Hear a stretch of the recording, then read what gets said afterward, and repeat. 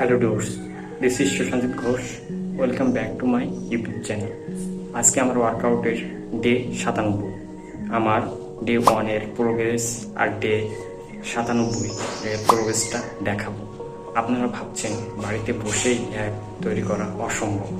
আমি আমার প্রোগ্রেসটা একটু আপনাদের সাথে শেয়ার করতে চাই। হয়তো অ্যাপস এখনও ভিজিবল হয় নাই, কিন্তু আমি যে এত দূর এসেছি তার কিছু কার্যকারিতাও তো পেয়েছি, যেটা আপনাদের সাথে শেয়ার করতে চাই।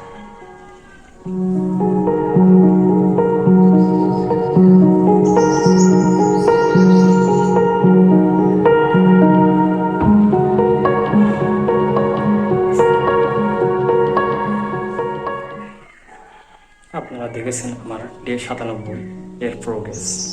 এবার আমার ওয়ার্কআউটের কিছু স্টেপ দেখাবো, যাতে ভিডিওটা লম্বা না হয়, তার জন্য আমি চেষ্টা করব। আমাদের প্রথম এক্সারসাইজ এল সিট লেগ রাইস।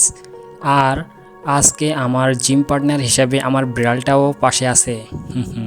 ওয়ার্কআউটটা কঠিন, কিন্তু যদি আপনি কনসিস্টেন্সি ধরে রাখেন তাহলে রেজাল্ট আসতে বাধ্য। এই মুভটা ফুল কোর আর লোয়ার অ্যাপসের জন্য খুবই ইফেক্টিভ।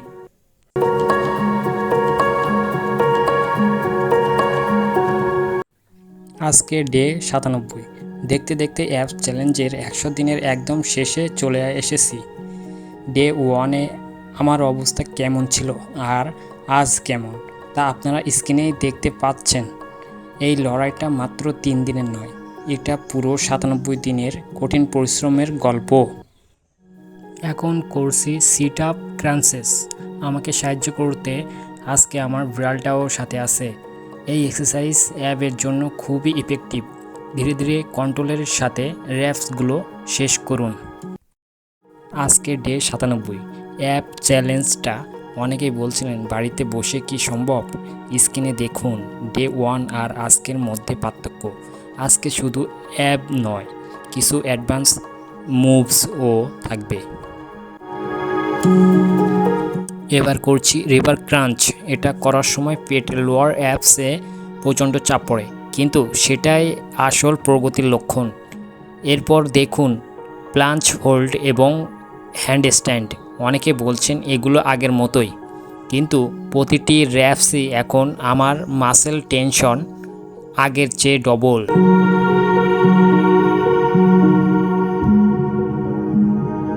এখন সময় আমার সবচেয়ে কঠিন স্কিলটা ট্রাই করার, দ্য প্লাঞ্চ। এটা শুধু স্ট্রেংথ নয়, এটা হলো কঠিন ধৈর্যের পরীক্ষা। আর দেখুন আমার বিড়ালটাও আজকে আমায় মনিটর করছে, আমি যেন কোনো ভুল না করি।